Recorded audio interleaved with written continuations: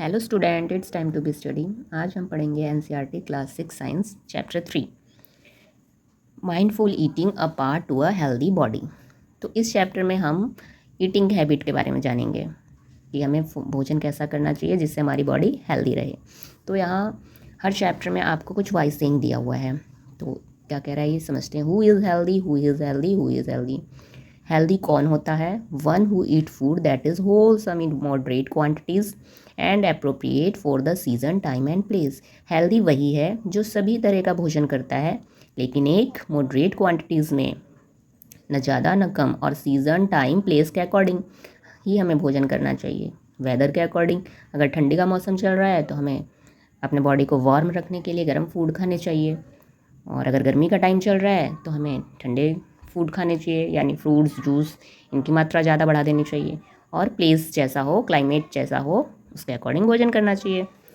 तो देखो यहाँ पे दो बच्चे हैं, स्कूल में थॉट्स लिखा हुआ है, थॉट ऑफ द डे। अनेना जतानी जीवंती। अब देखो ये थॉट कहाँ से लिया गया है? उपनिषद से। हमारे कुछ धार्मिक ग्रंथ होते हैं, उसमें इसकी एक लाइन ली गई है। तो क्या है ये? Meedu and Misty read thought of the day on the school notice board every day. ये जो मीडू और मिष्टी हैं वो दोनों क्या करते हैं? स्कूल के नोटिस बोर्ड पे डेली कोई ना कोई थॉट लिखा रहता है, उसे पढ़ते हैं। टूडेज थॉट अनैना जनाती जीवंती मेक्स दैम क्यूरियस। अब जो आज का थॉट लिखा था उसे पढ़ के वो लोग क्यूरियस हो गए, जानने के इच्छुक हो गए क्या है ये। Misty tell Meedu that is a Sanskrit saying which means food give life to giving beans. Misty बताती है मेडू को कि ये संस्कृत वर्ड में लिखे हुए हैं कि भोजन से ही हमें लाइफ मिलती है, जितने भी लिविंग बींग्स हैं उन सबको। तो late us understand the significance of this saying. तो चलो इस चीज़ को हम समझते हैं और डीपली क्या कहना चाह रहा है ये। Activity 3.1 let us record. All of us eat food every day. हम लोग सभी लोग रोज़ भोजन करते हैं। Food is essential component of our daily life, और फूड हमारा लाइफ के लिए बहुत ज़रूरी भी है। List the food item you have consumed over the week in table 3.1। अब आपको टेबल 3.1 दिया है जिसमें आप 1 वीक में आपने जो भी खाया है उसका लिस्ट तैयार करनी है। देखो यहाँ पे टेबल दिया हुआ है, आपको जो भी आपने 1 वीक में फूड कंज्यूम किया है, खाया है, उसको यहाँ पे लिखना है। मंडे को क्या खाया था, Tuesday, Wednesday, Thursday, Friday, Saturday, Sunday. जब आप यहाँ सब लिख दोगे, सपोज़ आपने मंडे को किया था दाल चावल खाया, ट्यूसडे को आपने खाया कुछ भी ले लो, सब्जी, रोटी, दही, और फिर वेडनेसडे को डोसा, चटनी, थर्सडे को इडली सांभर ये खाया आपने, फ्राइडे को आपने बर्गर पिज़्ज़ा खा लिया, सैटरडे को फ्रूट्स खा लिए, और भी बहुत सारी चीज़ें खा ली। तो ऐसे मतलब कहने का मीन्स आप इस पर लिख लोगे, ठीक है, जो भी आपने खाया।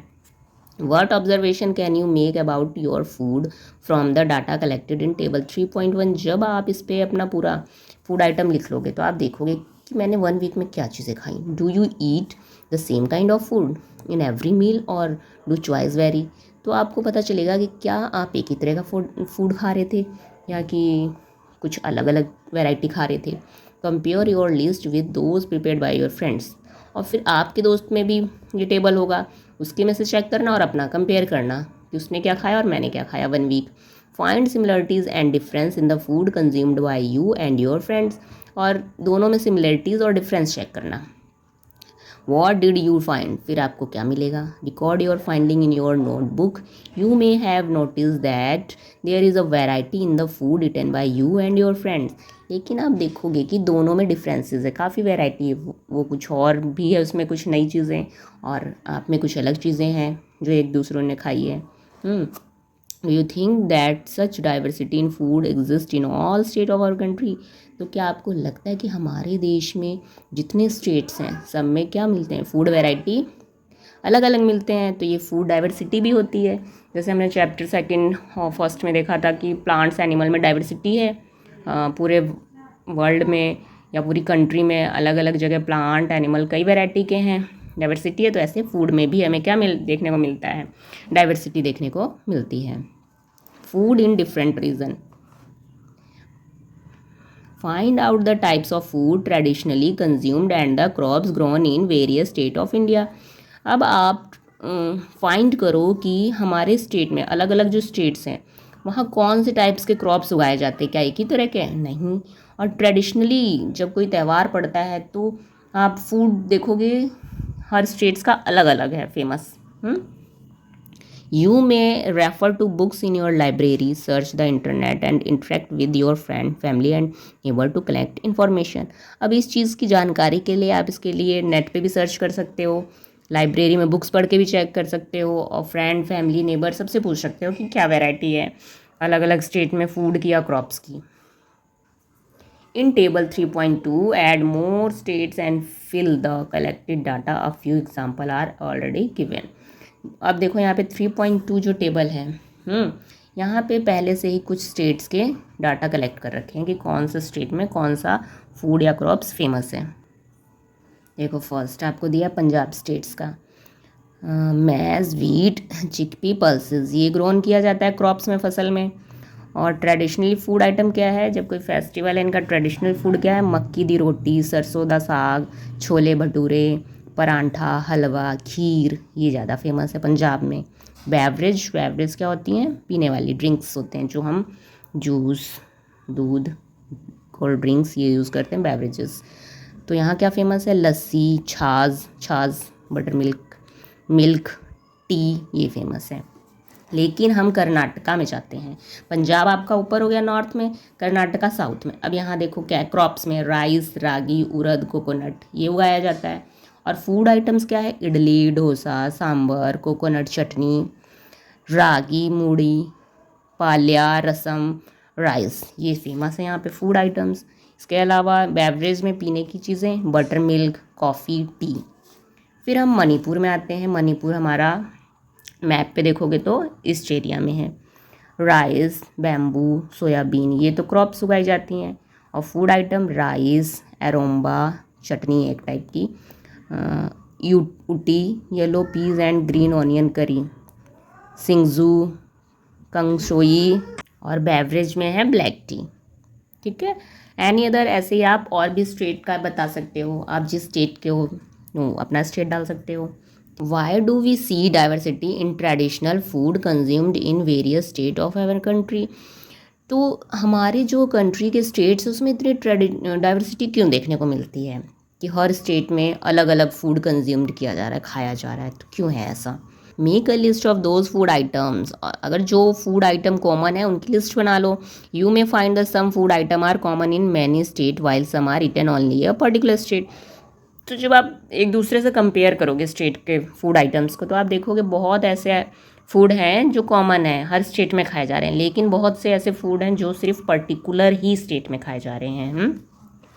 What relation do you find between the traditional food item and the locally grown crops? तो आपको इसमें क्या रिलेशन दिखता है ट्रेडिशनल फूड के टाइम और वैसे लोकली ग्रोन क्रॉप्स में। ट्रेडिशनल टाइम हम जो फूड खा रहे हैं और जो क्रॉप्स उगा रहे हैं इसमें क्या रिलेशन है। You must have observe that the traditional food of any state is usually based on the crops grown in that state. तो जब हम ये फाइंड करते हैं तो हम ये देखते हैं जो वहाँ पे क्रॉप्स उगाया जा रहा है वो ट्रेडिशनल किसी फेस्टिवल ओकेज़न पे तो ज़रूर खाया जा रहा है उस चीज़ को, यानी जो वहाँ पे ज़्यादा उगाया जाता है फसल उसको फूड आइटम में ज़रूर शामिल किया जा रहा है। India is an agricultural country with diverse soil and climate types. हम जानते हैं कि जो हमारा भारत है शुरू से खेती वाला देश रहा है, एग्रीकल्चरल कंट्री रहा है। तो क्योंकि यहाँ पे सॉइल का भी टाइप्स अलग अलग तरीके की सॉइल पाई जाती है, मिट्टी पाई जाती है, यहाँ का क्लाइमेट भी स्टेट वाइज अलग अलग है, तो क्रॉप्स भी उगाने का अलग अलग तरीका हो जाता है। Various crops are grown in its different region depending on the soil types and climate condition. तो हमारे देश में अलग अलग स्टेट में अलग तरह की मिट्टी पाई जा रही है, अलग क्लाइमेट पाया जा रहा है, तो वहाँ का फसल भी क्या हो जाएगा, अलग तरीके की उगाई जाएगी, क्योंकि वो डिपेंड करता है क्लाइमेट और सॉयल पे। क्योंकि साउथ में चले जाओ तो वहाँ ना बहुत ठंड पड़ती है ना बहुत गर्मी, बट आप नॉर्थ में चले जाओगे ऊपर की तरफ तो वहाँ बहुत ज़्यादा ठंड है, ईस्ट में चले जाओगे तो वहाँ बहुत बारिश होती है बरसात के टाइम। तो इस वजह से फसल भी क्लाइमेट के अकॉर्डिंग अलग अलग तरह की उगाई जा रही है अलग स्टेट में। In various region of India the choice of food में very according to the cultivation food crops in that particular region, taste preference, culture and tradition.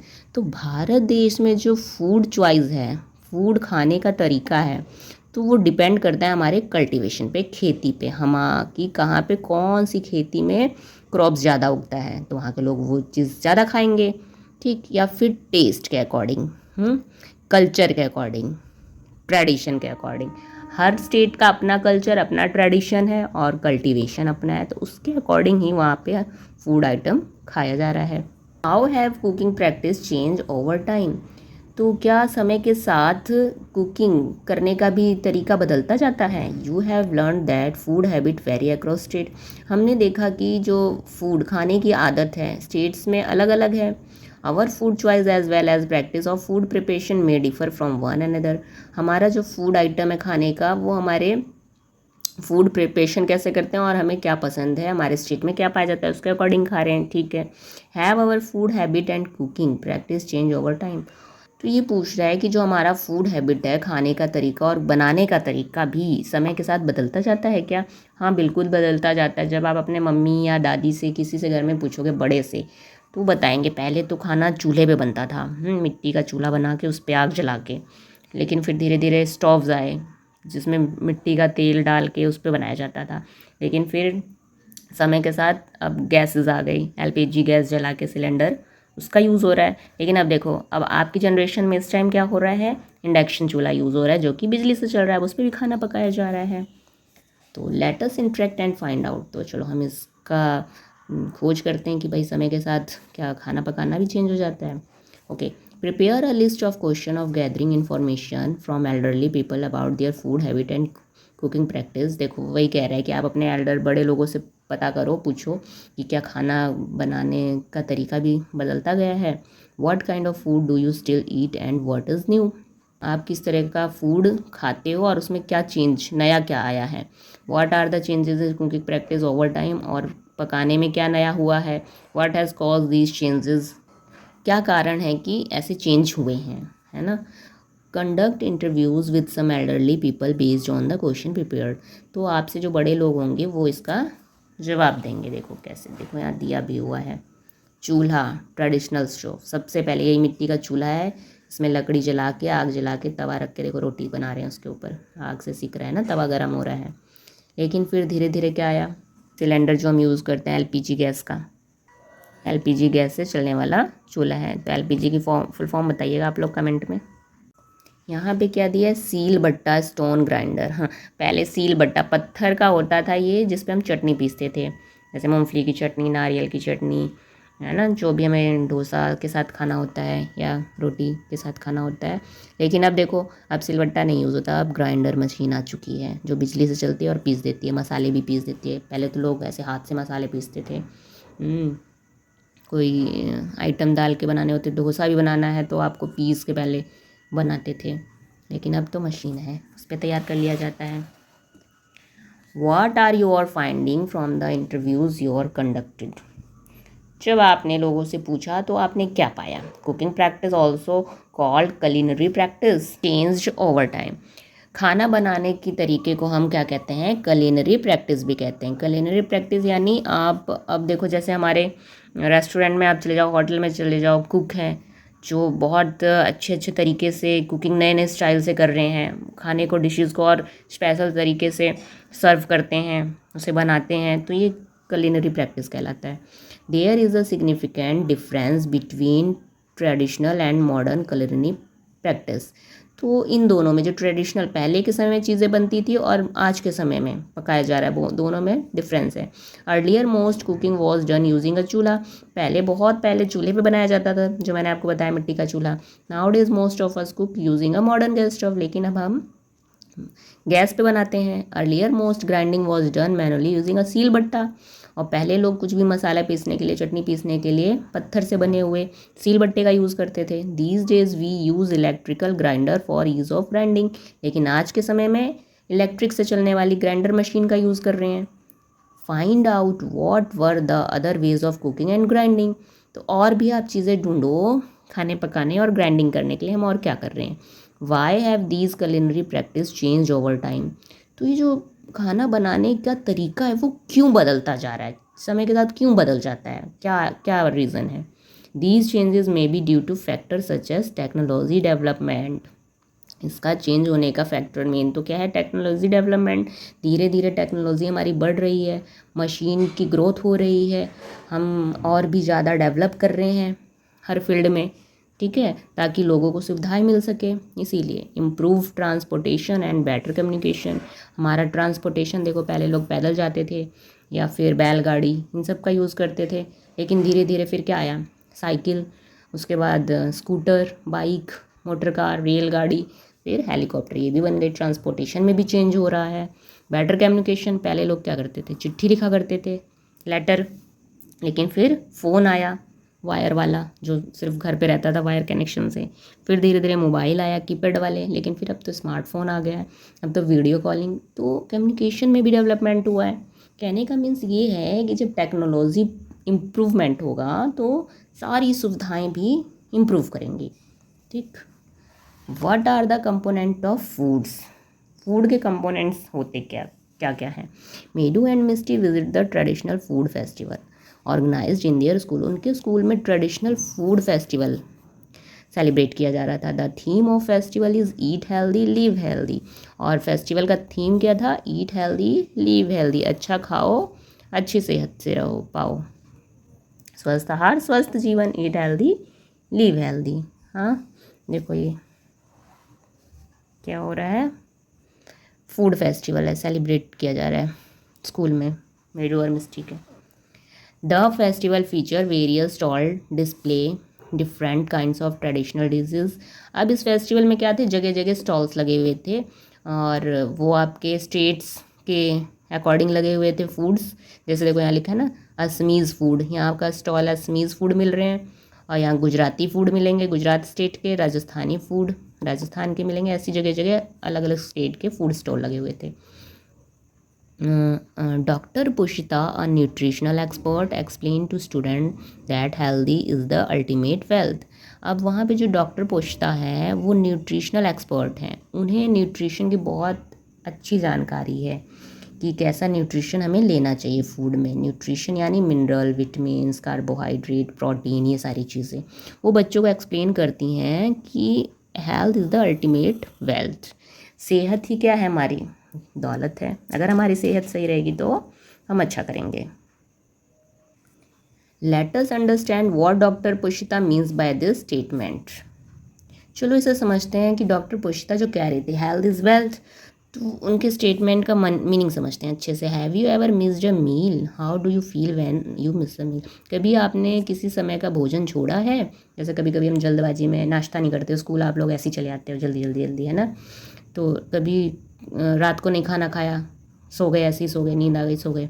तो वही कह रहा है, कभी आपने किसी टाइम का मील यानी भोजन मिस किया है, छोड़ दिया है। We feel tired and less energetic when we do not eat for some time. क्या होता है जब हम कुछ देर के लिए खाना नहीं खाते तो क्या बहुत हमें वीकनेस फील होती है। Why do you think a marathon runner drink glucose water during and after a race. तो आपने देखा होगा जब मैराथन होती है, जो रनर होते हैं दौड़ने वाले, वो बीच बीच में पानी पीते रहते हैं। क्यों? क्योंकि उसमें ग्लूकोज होता है। तो वो क्यों पीते हैं, वो ग्लूकोज वाला वाटर क्यों पीते रहते हैं। Glucose provide instant energy. क्यों? क्योंकि जो ग्लूकोज होता है वो हमें एनर्जी देता है तुरंत। Glucose is an example of a carbohydrate. और ग्लूकोज से हमें क्या मिलता है, carbohydrates. Carbohydrates are one of the primary source of energy in our diet. और अगर हम अपनी डाइट की बात करें तो सबसे पहले सबसे ऊपर कौन से न्यूट्रिशन को रखा जाएगा, कार्बोहाइड्रेट्स को। Cereals like wheat, rice and maize, vegetable like, देखो सीरियल्स अनाज कौन कौन से, वीट, गेहूँ, चावल और मेज, ठीक। वेजिटेबल लाइक्स और सब्जियां जैसे पोटैटो, स्वीट पोटैटो, फ्रूट्स और फलों में जैसे banana, pineapple, mango are some sources of carbohydrates. देखो यहाँ से आपसे क्वेश्चन बनेंगे कि कार्बोहाइड्रेट्स के फूड कौन कौन से हैं। अब तो और डिटेल्ड में क्वेश्चन बनेंगे कि कार्बोहाइड्रेट के सीरियल्स बता दो 3, वेजिटेबल्स बता दो जिससे हमें कार्बोहाइड्रेट्स मिलता है, या फ्रूट्स बताओ। ऐसे क्वेश्चन बन सकते हैं स्पेस से आपको। तो ये जितने भी फूड आइटम हैं, फ्रूट्स हैं, banana, mango, sweet potato, rice, wheat, इससे हमें क्या मिलता है, carbohydrates. Do you know that common sugar is also type of carbohydrates. आपको क्या पता है जो ये कॉमन शुगर होता है वो भी कार्बोहाइड्रेट्स है। Why do you think we prefer to have laddoos are the part of our traditional diet in winter? आप लोगों को जानते हो कि ये जो लड्डू होते हैं ये एक ट्रेडिशनल डाइट है। जब ठंडियाँ पड़ती हैं ना तो आप देखोगे मम्मी लोग लड्डू बनाती हैं, तिल के लड्डू, हाँ, या तिल मूंगफली गुड़ के लड्डू। तो ठंड में ही क्यों, ऐसा क्यों, क्या रीज़न है? बेसन और wheat flour and ghee are among the main ingredient of laddoos along with gur, nut and seeds. अब वो लड्डू कैसा बनेगा? या तो आटे का बना लेंगे, उसको भून के बेसन का बना लेंगे, घी डालेंगे उसमें, और इसके अलावा नट्स बादाम डाल लेंगे, सीड्स और भी तिल जैसे डाल लिए, सारी चीज़ें मिक्स करके लड्डू बनाएंगे। Ghee and various kinds of oil are grouped under another kind of food component which is called fat. घी या फिर और भी दूसरे तरीके के जो ऑयल होते हैं उसमें क्या होता है? फैट होता है। ठीक, अब यहाँ पे देखो, ऊपर देखो इस पिक्चर में सम सोर्सेज ऑफ कार्बोहाइड्रेट्स दे रखा है। वही banana, sugar cane, potato, sweet potato, wheat, rice, bajra, maize, mango, pineapple, ये सब सोर्सेज किसके हैं? कार्बोहाइड्रेट्स के। तो यहाँ से आपको क्वेश्चन बन सकता है, ड्रॉ करने के लिए भी मैम बोल सकती हैं। तो फैट, घी में और भी अलग तरीके के ऑयल में क्या होता है? फैट होता है। तो कार्बोहाइड्रेट के बाद हम पढ़ रहे हैं fat. Yes, my grandma told me that laddoos rich in ghee and nut provide energy to keep us warm. देखो ये कह रहा है, हाँ मेरी दादी माँ ने मुझे बताया था कि लड्डू में जो घी, बादाम, अखरोट, काजू डले रहते हैं, सब नट्स डले रहते हैं, वो हमारे शरीर को गर्मी देते हैं, गर्म रखते हैं। तो sources of fat can be from plants और एनिमल। जो सोर्स फैट्स हमें कहाँ से मिलता है? प्लांट से भी मिलता है और एनिमल से भी। Nuts such as groundnut, walnut, coconut and almonds are seeds such as pumpkin seed and sunflower seed are some sources of fat। तो देखो नट्स हो गए, बादाम, काजू जैसे कि मूंगफली, वॉलनट्स, अखरोट, कोकोनट जानते हैं आप, नारियल, आलमंड्स, बादाम, एंड सीड्स, और भी कई तरीके के बीज होते हैं, जैसे वाइट खरबूजे के बीज होते हैं, तरबूजे के, या फिर वो तिल ब्लैक वाला, वाइट वाला, पंपकिन सीड, सनफ्लावर के भी सीड्स होते हैं। तो ये सब किसका एग्जाम्पल है? ये फैट के एग्जाम्पल है, फैट के सोर्स हैं। Fat is source of stored energy. Fat कैसा सोर्स है? Stored energy. ये जल्दी कंज्यूम्ड नहीं होता है। फैट अगर हमारी बॉडी में जमा होता जाता है तो वो कंज्यूम नहीं होता, स्टोर्ड होता जाता है, इसको इसलिए बोलते हैं स्टोर्ड एनर्जी। ठीक, लेकिन कार्बोहाइड्रेट क्या होता है? हमने खाया बट वो हम खेल रहे हैं, दौड़ रहे हैं या वर्क कर रहे हैं तो कार्बोहाइड्रेट उसमें कंज्यूम हो जाता है, लेकिन फैट को टाइम लगता है। तो यहाँ पे दिए हैं सम सोर्सेज ऑफ फैट्स, सारे देखो, नट्स दिए कई तरीके के, और ऑयल दिए हुए हैं, घी, मक्खन, ये सब क्या है? Sources of fats. Carbohydrate and fats provide us energy for performing various activities. Carbohydrate और फैट से हमें एनर्जी मिलती है ताकि हम काम कर सकें अलग अलग तरीके के। Therefore they are called energy giving food. इसलिए हम कार्बोहाइड्रेट को और फैट को क्या बोलते हैं? Energy giving food. ये देखो इंपॉर्टेंट है, यहाँ से क्वेश्चन में हम बनाएंगी कि एनर्जी गिविंग फूड किसे बोलते हैं? तो कार्बोहाइड्रेट और फैट्स को। Identify more food item that are rich sources of carbohydrate and fats. तो आप इन दोनों के फूड आइटम्स बताओ।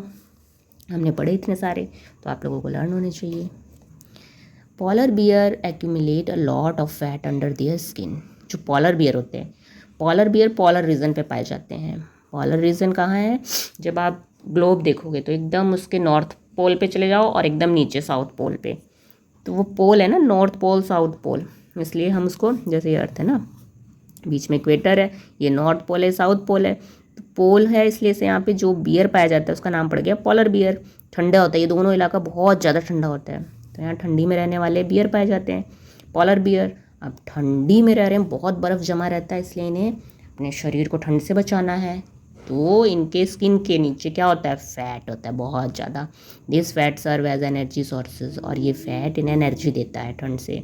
It support them during their month long winter sleep hibernation, enabling them to survive without eating. Hibernation आप लोगों ने class 7th 6th में पढ़ा होगा, क्या होता है कि जब ठंड आती है तो बहुत सारे एनिमल ऐसे होते हैं जो नींद में चले जाते हैं, अपने आप नींद में चले जाते हैं। जैसे देखो ठंड में छिपकली नहीं दिखाई देंगी, सांप नहीं दिखाई देंगे, तो कुछ जानवर होते हैं वो नींद में चले जाएंगे, जिसे बोलते हैं हाइबरनेशन। अपने बिल में घुस जाएंगे और सो जाएंगे पूरी ठंडी, क्यों? क्योंकि ये ना ठंड इनकी बॉडी झेल नहीं पाती, तो इनमें ऐसा है कि वो नींद में चले जाएंगे ठंड के टाइम। अब जब सो जाएंगे अपने आप तो क्या होगा फिर? सो जाएंगे तो ना कुछ खाना ना कुछ पीना, अगर इनके फैट नहीं रहेगा बॉडी में तो मर जाएंगे फिर तो पड़े पड़े सोए सोए। इसीलिए क्या होता है, स्किन के नीचे फैट होता है बहुत ज़्यादा, तो वो उन्हें एनर्जी देता रहता है। अब देखो नींद में इंसान सोया है तो सांस तो ले रहा है ना, जिंदा तो है, तो एनर्जी तो चाहिए उसको। यानी काफ़ी टाइम बाद 3-4 महीने बाद जब इनकी नींद खुलती है उठते हैं तो इन्हें लो एनर्जी फील ना हो। ओके, आई होप बच्चों आप लोगों को अच्छे से समझ में आ रहा होगा। आगे समझते हैं। Proteins are also an important part of our food. इसके अलावा प्रोटीन तो बहुत ज़रूरी है फूड में, हम होना ही चाहिए हर किसी के लिए, और आप लोगों के लिए तो बहुत ज़्यादा, बच्चों के लिए तो। Milk product and pulses are good source of protein. और प्रोटीन का सबसे अच्छा सोर्स क्या है? मिल्क, दूध, और क्या? पल्सेस, दाल, कई किस्म की दाल। Sports person need protein in large quantities to build their muscles. जो स्पोर्ट्स पर्सन होते हैं, बहुत ज़्यादा खेल कूद उछलने वाली जो चीज़ें कर रहे हैं ना, उसमें हमारे मसल्स बहुत ब्रेक डाउन होते हैं, बहुत ज़्यादा वर्क करते हैं, तो मसल्स को ग्रो करने के लिए हमें प्रोटीन की ज़रूरत होती है। इसीलिए जो स्पोर्ट्स पर्सन होते हैं वो प्रोटीन बहुत ज़्यादा मात्रा में लेते हैं, लार्ज क्वांटिटीज़ में। People get protein from plant as well as animal. लोग प्रोटीन कहाँ से लेते हैं? प्लांट से भी लेते हैं और एनिमल्स से भी लेते हैं। Some excellent plant source of protein are. अब प्लांट वाले सोर्सेज प्रोटीन के कौन से हैं? एक तो ये क्वेश्चन बनेगा, तो पल्सेस, दाल, या बीन्स कई तरीके की, या पीज, मटर, नट्स, बादाम, इन सब में प्रोटीन्स होता है। और नट्स में हमने पढ़ा था फैट भी होता है, कार्बोहाइड्रेट्स भी होता है। Animal source of protein are milk. लेकिन अगर एनिमल सोर्स की बात करें तो प्रोटीन किससे मिलेगा? दूध से, पनीर, एग, फिश, मीट, इन सब में क्या है? प्रोटीन है। Protein rich food help in growth and repair of our body. Protein food क्या होते हैं? अगर हमें चोट लग गई तो उसे रिपेयर करने में भी क्या कंज्यूम हो रहा होता है? प्रोटीन, ठीक। और ग्रोथ, बच्चे छोटे हैं उनकी हाइट बढ़ रही है, बोन्स ग्रो कर रहा है, तो उसमें भी प्रोटीन की मात्रा चाहिए बहुत ज़्यादा। These are therefore called body building food. इसलिए हम प्रोटीन को क्या बोलते हैं? Body building food. ये सब इंपॉर्टेंट क्वेश्चंस बनेंगे। यहाँ पे सम सोर्सेज ऑफ प्रोटीन दिए हुए हैं, देखो ये है प्लांट सोर्सेज और इधर एनिमल सोर्सेज। मूंग, तुअर दाल, किडनी बीन्स, राजमा, इसे राजमा बोलते हैं, सोया बीन्स, मटर, ग्राम, चना। और एनिमल सोर्सेज चिकन है, paneer, eggs, fishes. Okay, The right amount of protein must be included in the diet of growing children for their proper growth and development. बच्चों की प्रॉपर ग्रोथ और डेवलपमेंट के लिए उनके फूड में प्रोटीन तो होना चाहिए ही चाहिए फूड में, है ना। Which of these food components are part of your daily diet. तो आप बताओ आपके डेली फूड में कौन सा प्रोटीन कंज्यूम करते हो, क्या खाते हो आप? हम कह सकते हैं हम दाल खाते हैं डेली, या फिर दूध पीते ही पीते हैं, है ना। Have you ever seen mushroom? आपने कभी मशरूम देखा है? They grow mostly in dark and moist places. उन्हें कैसी जगह उगाया जाता है? बहुत अंधेरे वाली जगह में, और मोस्ट, नमी वाला प्लेस होना चाहिए। Edible mushroom are good source of protein. Mushroom में भी बहुत मात्रा में प्रोटीन होता है। Why do you think we are advise to include serving of fruit, vegetable and other plant based food in our daily diet? क्यों हम ये कहते हैं कि हम जो खाना खा रहे हैं, दाल चावल सब्जी रोटी, इसके साथ साथ हमें फ्रूट्स भी खाने चाहिए अपने डेली लाइफ में, और सब्जियां तो पक्का ही खाना चाहिए। तो ऐसा हम क्यों बोलते हैं, एडवाइस देते हैं? Let us understand the importance of some other food components by reading the following 2 cases. तो चलो हम इसको भी समझते हैं, इसके इम्पोर्टेंस को। In earlier times, during long voyages, sailors often suffered from bleeding and swollen gums. पहले के समय में बहुत लंबी लंबी यात्रा जब करते थे सेलर, नाविक लोग, तो उनके मसूड़े में सूजन आ जाती थी या फिर ब्लीडिंग होती थी। During a voyage in 1746, Scottish physician James Lind observed that sailors who consumed lemon and oranges recovered from these symptoms. तो जब 1746 के टाइम एक लंबी यात्रा के समय एक स्कॉटिश के रहने वाले चिकित्सक जिनका नाम था जेम्स लिंड, उन्होंने देखा जो लोग नाव चलाने वाले जिन्होंने नींबू और संतरा खाया था उन्हें ये सिम्टम नहीं हुआ, ठीक हो गए इससे वो मसूड़ों के सूजन और ब्लीडिंग से। तो bleeding and swollen gums are symptom of a disease called scurvy. तो जब हमारे गम्स में, मसूड़े में ब्लड आता है या फिर वो सूजन हो जाती है, तो उस बीमारी को बोलते हैं scurvy. What do you interpret by reading case 1? आप ये केस 1 पढ़ के आपको क्या समझ में आया? वॉट क्योर स्कर्वी, स्कर्वी क्या है? Lemons and oranges help in curing scurvy, और लेमन्स नींबू और संतरे खाने से स्कर्वी ठीक हो गया। Scurvy is cause due to deficiency of vitamin C, यानी स्कर्वी जो बीमारी होती है वो विटामिन सी से सही हो जाती है, उसकी कमी के कारण हो जाता है scurvy. Vitamin C present in citrus fruit like lemon and oranges help in curing this disease, यानी अगर हम विटामिन सी वाले फ्रूट्स खाते रहेंगे तो हम इस बीमारी से बच सकते हैं। लेमन ऑरेंजेस खट्टे फल होते हैं ना, उसमें विटामिन सी पाया जाता है, जितने भी खट्टे फल होते हैं। Now the case second, in the 1960s Indian scientist found the among the human population in the Himalaya region and the northern plain of India. जब 1960s का टाइम चल रहा था तो जो इंडियन साइंटिस्ट थे उन्होंने देखा कि जो ह्यूमन पॉपुलेशन है हिमालय रीजन में, यानी आपका पर्वत वाला इलाका, एंड द नदर्न प्लेन्स और मैदानी इलाका भारत के, symptoms of swelling at the front of the neck were prevalent. तो वो देख रहे थे कि उधर के लोगों को क्या हो रहा था, गर्दन में स्वेलन, सूजन हो रही थी इस टाइप की। As per norms of the government of India, an effort was made to supplement common salt with iodine for preparing iodized salt। तो यानी जब गवर्नमेंट ने इस पर रिसर्च करवाया तो उन्हें पता चला कि ये नमक की कमी से, आयोडीन, नमक में आयोडीन पाया जाता है, उसकी कमी से ऐसा हो रहा है।